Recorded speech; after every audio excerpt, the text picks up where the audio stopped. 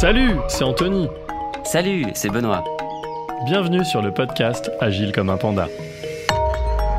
Le podcast qui chaque semaine te donne les clés pour comprendre et maîtriser les subtilités de l'agilité. Alors, ne reste pas agile comme un panda et traverse cette jungle d'incompréhension avec nous. Agile comme un panda.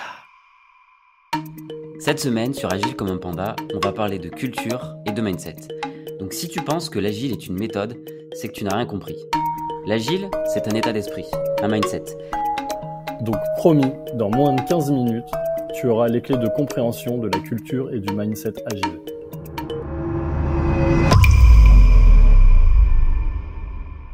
Bon Benoît, on parle de culture et de mindset agile aujourd'hui ?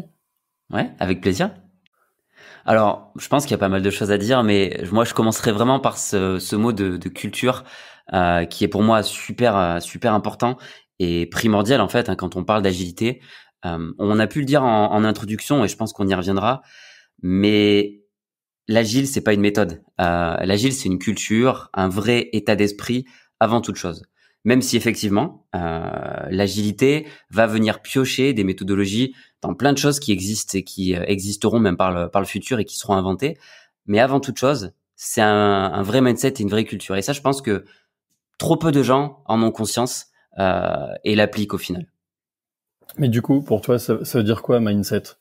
Pour moi, mindset, après, j'ai pas envie de traduire mot pour mot, mais je vais quand même dire que mindset, c'est un état d'esprit dans le sens où ça doit vraiment être quelque chose que l'on vit et que l'on véhicule. C'est vraiment un état d'esprit et une façon de faire, une façon de penser, une façon de s'organiser et au final, dans ce qui nous intéresse nous, une façon de travailler. Mais du coup, si c'est une manière de travailler, c'est quoi la différence avec une méthode ? Non, je pense que tu as raison. C'est pas une méthode, par contre, c'est une façon d'appliquer des méthodes, d'appliquer et d'appréhender les méthodes. Et je pense que c'est bien différent, dans le sens où, au final, si tu dis que c'est une méthode, tu aurais peut-être plein de modes opératoires qui te diraient voilà comment j'applique l'agilité.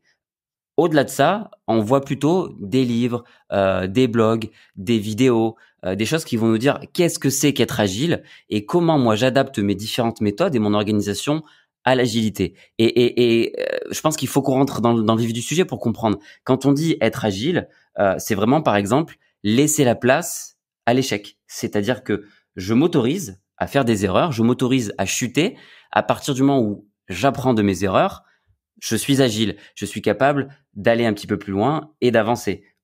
Mais par contre, il n'y a pas de méthode là-dessus. On te dit pas comment faire en sorte que tu autorises à faire des erreurs dans ton entreprise ou dans ton équipe et comment tu apprends de ça. Ouais, exactement. Comment échouer. Finalement, comme tout principe, je pense que principe, on peut se retrouver autour de ce mot. Ça repose sur une fondation qui est le leadership. En fait, comme tout changement culturel, il faut qu'il soit proposé, incarné et sponsorisé par les leaders de ta boîte. Donc il y a notamment un terme qui t'est cher, je crois, qui est le leading by example, qui en fait traduit un peu comment cette culture existe depuis le top management. Exactement. C'est vrai que c'est une phrase qui m'est chère et je pense qu'il peut être cher aussi à pas mal d'autres personnes. C'est vrai que le leading by example, pour moi, c'est vraiment ce qu'on devrait mettre en avant le plus souvent. C'est-à-dire, je veux que mon leader montre l'exemple, soit exemplaire et qu'il soit finalement inspirant. Inspirant pourquoi ? Si moi je vois que j'ai un exemple qui fait bien, j'aurai forcément envie de le suivre. Et avoir envie de suivre un leader, c'est différent que d'avoir un leader derrière soi qui nous fouette ou qui nous montre une carotte pour qu'on avance. C'est vrai que cette image, elle est assez simple à comprendre et je pense qu'elle néanmoins pas mal de choses sur cette culture agile, sur ce mindset et sur ce que doit être un leader dans un esprit agile. Donc vraiment voilà, leading by example, on emploie aussi souvent le terme servant leadership. C'est des choses qu'on voit de plus en plus, qu'on entend de plus en plus et qu'il faut vraiment incarner si on veut que ça réussisse. Parce qu'il y a aussi quelque chose d'important, c'est une citation de Edward Deming, donc un des pères fondateurs en tout cas SAFe, qui est un framework pour l'agilité à l'échelle, qui dit grosso modo que les personnes, elles font déjà de leur mieux. En fait, il y a personne qui va être vraiment dilettant dans l'entreprise. Ça peut arriver au cas par cas, mais c'est pas du tout la généralité. Et souvent, ce qui va les empêcher de faire mieux, de gagner en efficacité, en productivité, peu importe le terme que tu accoles à ça, c'est finalement, s'ils font de leur mieux et que ça ne marche pas, c'est potentiellement le système qui a un problème. Et les seules personnes qui peuvent faire évoluer ce système, c'est forcément le top management. Donc c'est en ça qu'on dit que les leaders, ils doivent porter le changement, l'incarner et vraiment le sponsoriser tout au long de ce changement. Oui, et d'ailleurs, si on veut aller un tout petit peu plus loin, et je pense que tu as super bien introduit le sujet, on peut parler de la mouvance notamment du management 3.0. C'est une mouvance bien à part, mais elle est très étroitement liée avec le leadership agile. Ce qu'on dit dans le management 3.0, c'est que contrairement au mode d'organisation du management d'il y a quelques dizaines d'années, aujourd'hui, on a face à nous des gens qui sont globalement très qualifiés, en qui on peut avoir confiance et qui sont quand même assez autonomes. En parallèle, avant, on avait vraiment ce qu'on appelait des ouvriers qui n'étaient pas forcément qualifiés et pour lesquels on avait forcément besoin de contrôler et de s'assurer finalement que le travail était bien fait. Aujourd'hui, c'est complètement l'inverse. Et donc, pour que ça fonctionne, il faut plus donner d'ordre. Il faut plutôt être là à accompagner, à aider et à donner du sens et de la vision. Et avec ça, finalement, les gens vous suivront en toute autonomie parce que finalement, ils sont très compétents dans la globalité. Et finalement, le but derrière tout ça, derrière ce leadership, in fine, l'objectif, c'est bien de délivrer de la valeur. Donc la valeur, elle peut soit être adressée à tes clients, mais elle peut aussi être adressée en interne à tes équipes. Qu'est-ce que tu pourrais nous dire sur les valeurs? Ouais, Enfin, la exactement. création de valeur, pour être précis. Ouais. Non, mais c'est une super question parce que c'est quelque chose. Il est super facile de dire oui. Nous, notre objectif, c'est de créer de la valeur pour le client ou pour nous. Bon, ok, ça c'est facile à dire. Par contre, concrètement, on observe quand même que c'est pas tout le temps si simple que ça. En fait, moi, je vois deux façons de voir ça. Effectivement, il y a la création de valeur pour le client. Et ça, c'est le but de toute organisation. Il y a plein de méthodes qui vont nous aider à faire ça et à atteindre cet objectif-là. On pourra parler de méthodes customer centric, de design thinking ou de toutes ces méthodes-là, peut-être même dans un autre épisode, mais c'est vraiment des choses qui nous aident à se concentrer sur l'utilisateur, sur ce qu'il attend et sur comment faire en sorte qu'il soit satisfait. Mais par contre, quelque chose, selon moi, qu'on ne met pas assez en avant, c'est la valeur qu'on crée en interne pour notre équipe. Je prends un exemple très concret, très rapide. Pour ceux qui connaissent dans la méthodologie SAFe, il y a notamment un sprint qui est en fait à la fin d'une itération un petit peu plus longue qu'on appelle IP, Innovation and Planning. Donc c'est vraiment un sprint sur lequel on est censé ne pas délivrer de la valeur, ne pas délivrer du fonctionnel, mais par contre en profiter pour planifier nos activités et même éventuellement faire de l'innovation. Et très concrètement, on voit qu'il y a beaucoup d'entreprises qui abandonnent cette partie-là et qui continuent à délivrer. Parce qu'en fait, ils ne pensent pas que quand l'équipe fait de l'innovation, que quand l'équipe est en train de travailler sur du problem solving ou ce genre de choses-là, elle ne crée pas de la valeur. Alors qu'en fait, si, parce qu'elle améliore sa connaissance d'un sujet. Et ça, je pense qu'il faut travailler dessus. Oui, l'idée finalement, c'est aussi de se créer des espaces-temps pendant qu'on construit un produit qui sont purement dédiés à l'innovation et finalement à la formation, à l'apprentissage continu. Exactement, parce que quelque chose aussi qui est souvent mal compris, sprint, en fait, ça veut pas dire sprint. On n'est pas en train de courir un 100 mètres. On est plutôt en train de courir une course de fond. Et donc, il faut que le rythme soit soutenu, évidemment, mais surtout soutenable. Et pour ça, en fait, il faut pas que les équipes aient l'impression d'enchaîner et d'enchaîner encore, sans avoir le temps de respirer. Et ça, c'est une des dérives aussi de l'agilité. Et du coup, pour en revenir au leadership, c'est aussi au rôle du leader agile, quel qu'il soit, un Scrum Master ou même au-dessus ou peu importe, de veiller à ce que agilité ne veuille pas dire sprint sans relever la tête à aucun moment. Alors finalement, au début, on a parlé de leadership, qui est quelque part la fondation de ton édifice. La valeur, ça va en être le toit. Donc il y a quand même des piliers pour que cette création de valeur soit possible, qu'on a commencé à adresser dans l'introduction, qui est les gens et la culture qui nous permettent de dire on va créer une relation durable dans l'entreprise et non transactionnelle. L'idée, c'est de dire que toute personne avec qui vous interagissez, que ce soit votre client ou que ce soit vos collaborateurs, l'idée, c'est que la relation, elle est durable et non pas éphémère.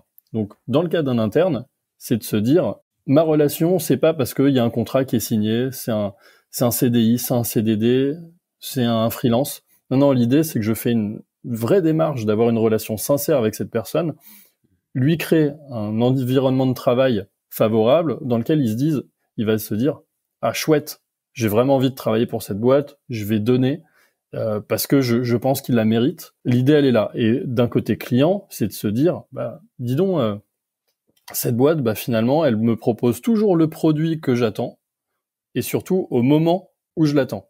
Et l'idée derrière People and Culture, pour suivre le book safe, c'est vraiment ça. Exactement. Et t'as raison. Et c'est vrai que tout à l'heure, je parlais aussi de la partie donner du sens à ce qu'on fait.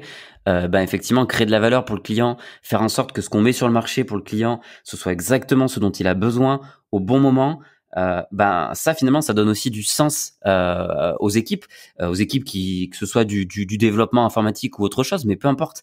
Quand on est en organisation en mode agile, l'idée c'est vraiment de toucher le client dans ce dont il a besoin et d'une manière assez récurrente et assez rapide. Et c'est aussi ça qui fait que on va se distinguer sur le marché par rapport à d'autres, c'est qu'on est capable de faire face à cette demande qui évolue et qu'on arrive à comprendre le client. Et donner du sens, effectivement, c'est mettre l'emphase sur les people, aussi bien le client que les gens dans nos équipes. Donc ça, c'est très important, effectivement, tu as raison.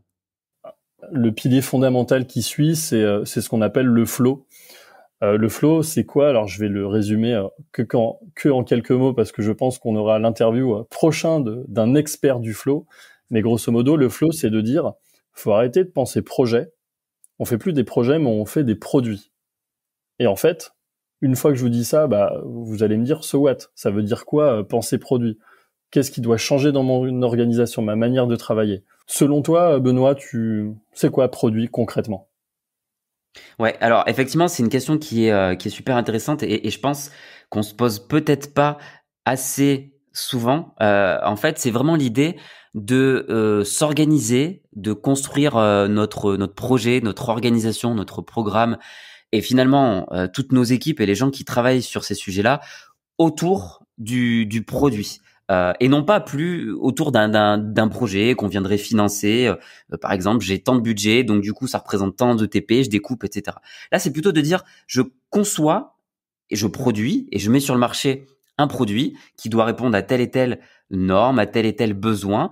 Et voilà comment je m'organise en termes de compétences, en termes d'organisation des personnes, du projet, du travail, pour atteindre cet objectif-là.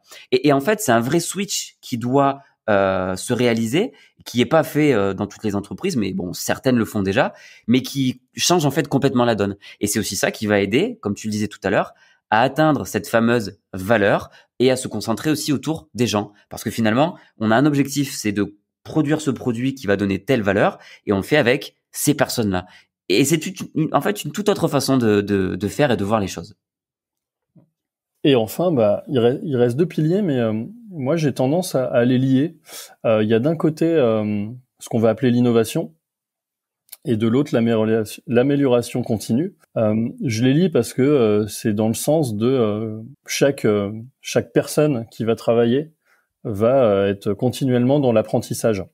Et je lis ces deux sujets parce que quand on parle d'innovation, on va forcément parler d'échecs. Pourquoi d'échecs? Parce que finalement, dans toutes les statistiques, ce que nous apprend le Chaos Report, c'est que peut-être 90% des projets informatiques sont des échecs. Après, la question, c'est quoi un échec? Est-ce que si j'ai 10 jours de retard, est-ce que c'est un échec?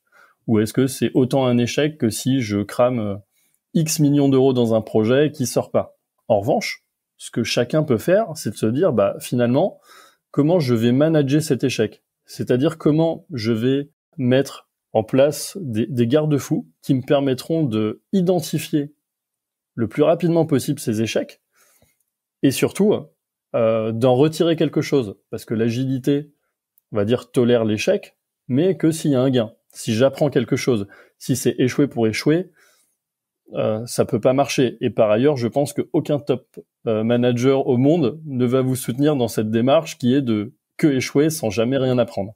Et c'est justement pour ça que je le couple avec l'amélioration continue, puisque finalement, apprendre d'un échec, je sais que tu vas nous parler de la route Deming, Benoît, c'est de dire, en fait, c'est que je crée ma cale et je la place sur ma montée en compétences. Ouais, tu as raison, Anthony. Moi, j'aime beaucoup cette image-là, de la fameuse route Deming. Donc, pareil, je vous refais pas toute la théorie, mais en gros, c'est vraiment cette idée-là de dire, je vais mettre la cale sous ce que j'ai appris. Et en fait, tu as raison. L'idée, pour ça, c'est d'accepter l'échec, de laisser de la place à l'échec. J'irai pas jusqu'à dire le favoriser, mais des fois presque. On pourra en parler plus tard. Il y a des méthodes qui incitent à ce que presque on aille à l'échec, mais très rapidement, pour que finalement on apprenne vite. Ce qu'il faut juste retenir, je pense, et qui est très important, c'est que l'agilité pousse à avoir des boucles courtes. Voilà, on sait, on est sur des cycles courts. Ces cycles courts, ils sont pas arrivés par hasard. Ils sont effectivement aussi là pour favoriser le fait que si on a un échec, au final, comme on est sur une boucle courte, on aura vite appris, on aura vite fait l'erreur et on pourra vite pivoter. C'est le fameux fail fast, learn fast qui est très populaire, mais qui en fait veut dire beaucoup de choses. Donc encore une fois, l'idée c'est que comme on est sur une méthode empirique, c'est-à-dire on fait les choses et puis ensuite on observe et on prend les enseignements issus de ces observations. Et pour ça, si on échoue, c'est pas très grave à partir du moment où on apprend de cette erreur. C'est-à-dire j'essaie quelque chose, j'échoue, je ne referai pas la même erreur et même je vais améliorer la connaissance que j'ai et que j'avais du sujet initialement. Et puis si j'échoue pas, tant mieux, je referai quelque chose. Et tu as raison de le coupler avec l'innovation. C'est parce que si tu veux innover, tu es obligé de prendre des risques. Et prendre des risques, souvent ça veut dire échouer. Mais encore une fois, l'échec, c'est pas très grave si j'apprends quelque chose. Maintenant que tu as compris ce qu'est la culture et le mindset agile, on va te laisser avec ce qu'il faut retenir de cet épisode. Première partie, les takeaways. Moi, en tant que dirigeant, ce que ça m'apporte, c'est quoi ? Un cycle de création et d'amélioration de produits qui est beaucoup plus court. Moi, DRH, je vais profiter d'un meilleur engagement des collaborateurs et je vais également pouvoir respecter l'obligation de formation en intégrant un framework qui le propose by design.